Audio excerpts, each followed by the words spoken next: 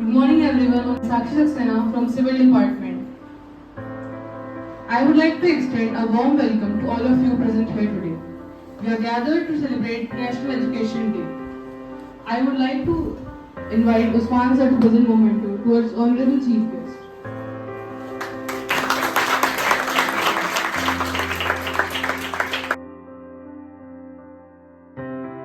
पहले से ही एक स्ट्रेटजी होती है बनी बनाई और वो लॉन्ग टर्म बेनिफिट को दे बट रीजनल डिमांड जो होती है तो कुछ तो सही पॉइंट्स लिए और कुछ थोड़े से ऐसे, मगर क्या है कि बिजनेस जो है वो स्ट्रक्चर पहले से बना हुआ है, इसका मतलब पहले से पार्ट डिफाइंड है, लोग खाली उसके ऊपर चल रहे हैं। मगर स्टार्टअप क्या है? स्टार्टअप मतलब नया पाथ मतलब नया रिस्क मतलब नई जगह मतलब चलने का तरीका नहीं पता, आगे होएगा नहीं पता, कस्टमर मिलेंगे नहीं पता, काम कैसे होगा, क्यों होगा, मनी आएगा नहीं आएगा, कुछ नहीं पता। तो इस स्टार्टअप को मदद करने के लिए क्या है, गवर्नमेंट कई तरीके की स्कीम है। भाई पुराना बिजनेस है तो क्या होता है कि सबको पता है कि फैक्ट्री डालो, सामान बना दो, मगर नया सामान कैसे आएगा? जब तक नया स्टार्टअप नहीं आएगा, नया तरीका नहीं आएगा, नई मार्केटिंग स्ट्रेटेजी नहीं आएगी, तब तक नया इनोवेशन क्या आएगा? तो innovation is a startup. Business के अंदर इनोवेशन लगाया तो स्टार्टअप आता है। तो अब इस स्टार्टअप को मदद करने के लिए गवर्नमेंट हमें बहुत सारी मदद करती है। जैसे गवर्नमेंट को बिजनेस से लेना देना नहीं है, गवर्नमेंट नहीं प्रमोट करेगी बिजनेस को, मगर गवर्नमेंट प्रमोट करेगी स्टार्टअप्स, गवर्नमेंट प्रमोट करेगी एंटरप्रेन्योरशिप। उसकी वजह से इनोवेटिव आइडियाज आते हैं और प्रॉब्लम्स के सॉल्यूशंस निकलते हैं। तो मैं कार्तिकेय कपूर अभी अटल इनोवेशन इंक्यूबेटर में मणिपाल यूनिवर्सिटी के अंदर मैं काम करता हूँ, जहाँ पे हम बहुत सारे नए स्टार्टअप्स आइडिया को देखते हैं, सुनते हैं, समझते हैं, उन्हें हेल्प करते हैं। किस में?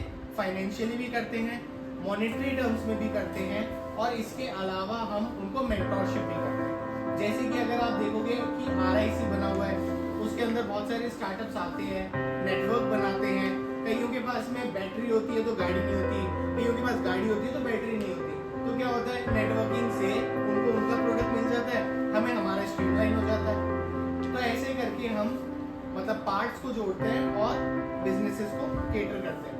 इसके अलावा कई सारे गवर्नमेंट जो है वो हेल्प करती है, कई सारे गवर्नमेंट्स ने स्कीम्स निकाल रखी है, जैसे कि startup India seed fund scheme. अब नाम तो बढ़िया है, मगर क्या करता है ये startup India seed fund scheme? मतलब स्टार्टअप्स को देने के लिए सीड फंड। अब सीड फंड क्या होता है? ऐसा इतना सा मनी ताकि आप बीज ला सको और बो सको। भाई अपन देखते हैं ना एग्रीकल्चर में कि बीज ही तो चाहिए होता है। अपन को अगर पेड़ उगाना तो बीज लाए और बोया तो पेड़ निकलेगा। तो उसमें ये है कि स्टार्टअप्स इंडिया स्कीम में अपन बहुत थोड़ा अमाउंट देते हैं। अब उनका थोड़ा अमाउंट भी अपने लिए तो बहुत अच्छा होता है। जैसे कि वो स्टार्ट करते हैं 10 लाख होता है, 20 लाख होता है, 50 लाख होता है, वो सिर्फ ये कहते हैं कि आइडिया लेके आओ। अगर आपका आइडिया इनोवेटिव है तो आपको मनी मिलेगा। सिर्फ आइडिया, प्रोटोटाइप भी नहीं चाहिए, सिर्फ आइडिया के ऊपर मनी मिलेगा। तो आइडिया जैसे ही आपका बढ़िया है तो startup India seed fund scheme में आपको मनी मिलेगा, और उसकी वजह से कई सारे स्टार्टअप्स बनते भी हैं। जैसे कि हमने अभी 12 स्टार्टअप्स को startup India seed fund scheme दिया, हमें 6 महीने ही हुए, मगर कई सारे स्टार्टअप्स उसमें से चल रहे, इनोवेशन हुआ, और कई सारों के अभी अच्छे टर्नओवर भी हैं। और भी, ये तो मैंने एक स्कीम के बारे में बताया। इसके अलावा MSME की स्कीम होती है, यहाँ पे प्रधानमंत्री कौशल विकास योजना होती है, और भी बहुत सारी स्कीम्स हैं यहाँ। मगर आप लोग जब तक एक्सप्लोर नहीं करोगे, स्कीम्स के बारे में जानोगे नहीं, तब तक आपको आपके लिए राइट स्कीम नहीं मिलेगी। तो अपन थोड़ा थोड़ा चालू करते हैं कि है ना, कौन कौन से आइडिया और सेक्टर आप लोग देखते हो कि जिसमें प्रॉब्लम है या सुधरी जा सकती है। तो अपन खाली सेक्टर की बात करेंगे, ठीक है? तो किसको लगता है कि कौन से सेक्टर में ज़्यादा प्रॉब्लम उठ रही है या इनको सॉल्व करनी चाहिए? एजुकेशन और एनर्जी, रिन्यूएबल एनर्जी काफ़ी सारी आती है। और अब आप लोग ये भी देखोगे कि जितनी भी चीज़ों के बारे में, टॉपिक के बारे में आप बोलोगे तो आपको कोई ना कोई स्टार्टअप रेलिवेंट दिखेगा उसके ऊपर। जब से आप रिन्यूएबल एनर्जी के बारे में बात करोगे तो कई ऐसे स्टार्टअप्स आपको मिल जाएंगे जो अभी रिन्यूएबल एनर्जी पे काम कर रहे हैं मगर उनको पता नहीं है कि क्या होगा। मगर जो बिजनेसेस हैं वो तो बना करके बेचने का काम है उनका, तो वो तो बन रहे हैं और बिक भी रहे हैं। मगर नया पाथ फॉलो कैसे होगा वो आइडिया है। तो एजुकेशन में भी अपन ने देखा इस बार बहुत बूम पे चला था, क्या नाम है उसका, हाँ, मगर अब कहीं ना कहीं अभी हाल फिलहाल उनकी सस्टेनेबिलिटी और उनके उसके ऊपर डाउट है कि कैसे वो रेवेन्यू अर्न करेंगे। मोर और लेस अपन बात करें तो एक नाम तुम भूल रहे हो, जैसे अनअकैडमी और वो तो है बायजूस का नाम भूले नहीं जा सकता और फंड उन्होंने लगाया है एजुकेशन के ऊपर, बहुत सारी चीज़ें।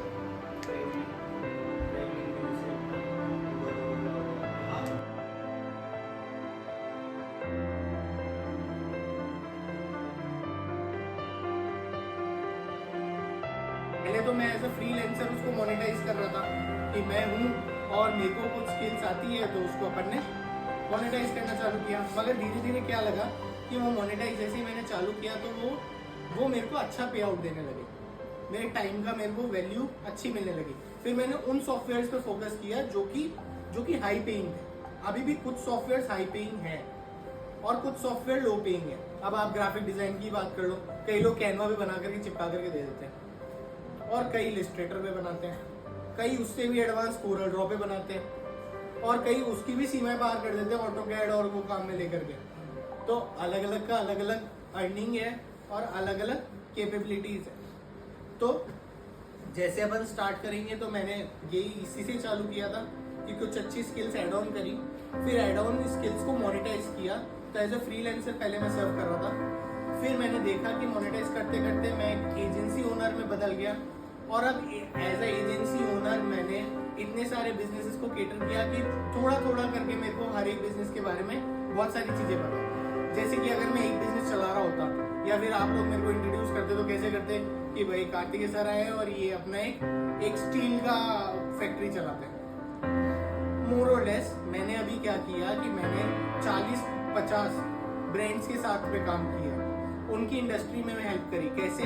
उनको या तो मैंने डिजिटल प्लेटफॉर्म दिया काम आसान करने के लिए, CRM दिए, या तो हो सकता है मैंने उनकी वेबसाइट बनाई हो या फिर डिजिटल मार्केटिंग में मदद करी हो।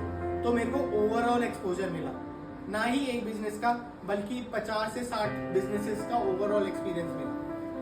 उसको करते करते मेरे को मतलब मैंने क्या किया कि उसको करते करते मैंने मेंटोरशिप भी चालू कर दी।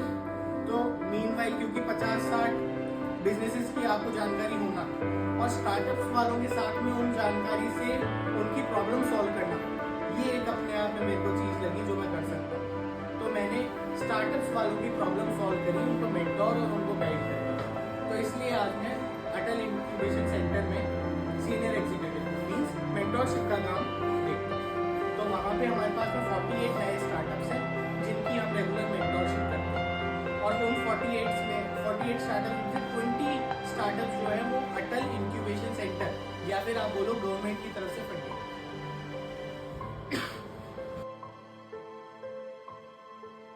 गाड़ियों की सर्विस वगैरह सर करवाते हैं तो अभी टाइम नहीं मिल पाता लोगों को, बिजी हो गए हैं। तो जैसे सर ऐसा कोई आइडिया आ जाए जिससे मतलब गाड़ी मतलब उनके बंदे लेके जाए और सर्विस सेंटर से या फिर वो खुद की गाड़ी सर्विस करवा के फिर वापस दे के जाए, तो इसमें वो चार्ज एड ऑन कर सकते हैं। इसके अलावा सर जैसे हम कहीं भी जाते हैं रास्ते में लेकिन रात में इमरजेंसी में कभी गाड़ियाँ ख़राब हो गई तो उसके लिए कोई ऐसा एप्लीकेशन या फिर कोई वेबसाइट वगैरह हो जिससे हम हेल्प के लिए और कॉन्टेक्ट कर सकें ताकि मतलब हमें वो सहायता कर सकें। ये आइडिया अच्छा है, मगर इसमें अभी हमने मदद करी है। टॉरबस करके एक एप्लीकेशन है जो हमने डेवलप करके दी है। टॉरबस ऐसी एप्लीकेशन है जो इनका आइडिया है सिमिलर है, वो गाड़ी आपके घर से कलेक्ट करता है सिर्फ 5 रुपए में। आपको सिर्फ बुकिंग अपॉइंट करनी है और 5 रुपए का ट्रांजेक्शन करना है। आपके घर से गाड़ी पिक हो जाएगी, टॉरबस के सर्विस सेंटर पहुंच जाएगी, उसमें चेकलिस्ट होगी, आपके व्हाट्सएप पे वो चेकलिस्ट आ भी जाएगी कि आपको क्या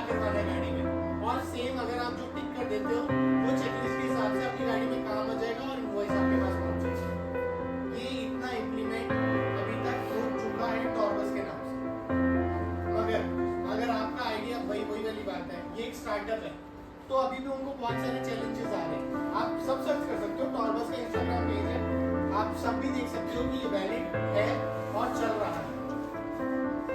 मगर बात क्या है कि डिफाइंड नहीं है इसका पाथ। अगर आपके पास भी इसको करने का तरीका है, अच्छा है, तो वाई नॉट आप भी काम चालू करो। सोचने से इम्प्लीमेंट नहीं होगा। अगर इम्प्लीमेंट करोगे तो आपको 4-5 लोग ऐसे मिल जाएंगे तो सेम चीज को कर आपके साथ जाते हैं। वो मैं मैंने किया अगर उसका पॉइंट ऑफ व्यू थोड़ा सा और हमारा जैसे एक्सीडेंट हो जाता है तो हम किसी को बता नहीं पाते तो हम कोई ऐसा काम या बाइक में मुझे जो फोटो डाले जिसमें आसपास के लोग हॉस्पिटल है वहाँ पे मैसेज चला जाए लोकेशन के बाद इसमें सही है, आइडिया सही है, मगर इम्प्लीमेंट करने के लिए आपको 2 चीजें लगेंगी। सबसे पहले तो हार्डवेयर लगेगा जो कि जीपीएस जैसा होगा, रियल टाइम क्रैश डिटेक्ट करने या कुछ ऐसा, और उसके अलावा आपको सॉफ्टवेयर भी देना पड़ेगा, जैसे ऐप के ऊपर रजिस्ट्रेशन और ऑटोमेटिक सर्च करने के लिए जीपीएस का मॉड्यूल। आइडिया अच्छा है, आप इम्प्लीमेंट करो, बिल्कुल करो, क्योंकि करने पे ही पता लगेगा कि क्या चैलेंजेस आए।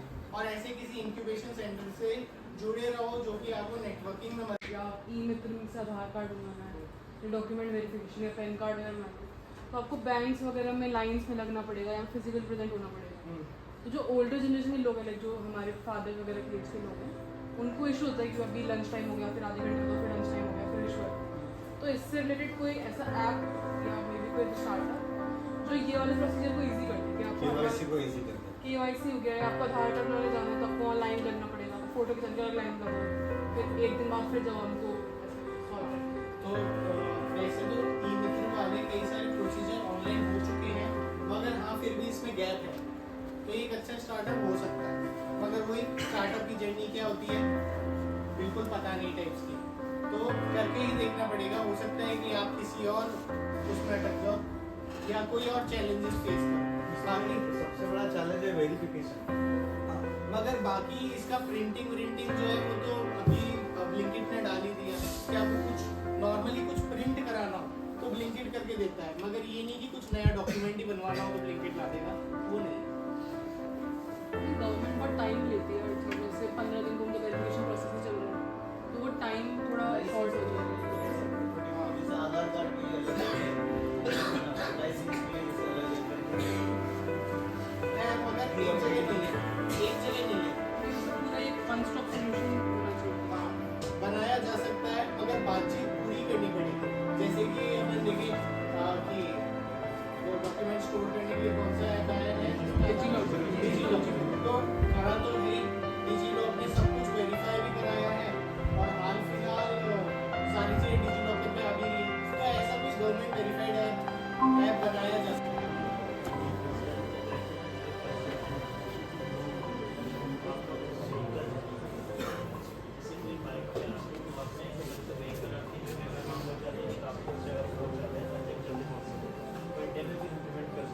कर सकते हैं, वो स्टार्टिंग फेज पे इम्प्लीमेंट करा जा सकता है, मगर आपको रेवेन्यू के और कोई सोर्सेज देखने पड़ेंगे, क्योंकि ये आइडिया शायद अर्ली है अपने लिए शायद अर्ली है। हो सकता है पर वो 2-3 साल में जरूरत पड़े। अगर आप अभी से बनाना चालू करोगे और रेवेन्यू सोर्सेज को पहले से स्ट्रीमलाइन करोगे तो हो सकता है कि आप इसको सबसे पहले इम्प्लीमेंट कर दो, इसकी जरूरत आने तक। जैसे कि एयर टैक्सी है, आप देखो कि एयर टैक्सी के कई ऐप चालू भी हो गए, मगर क्या एयर टैक्सी अभी तक मिल रही है आपको? नहीं मिल रही। मगर एयर टैक्सी के आप नाना करते हुए भी 10 से 12 ऐप एयर टैक्सी के लाइव है अभी। Early stage adoption.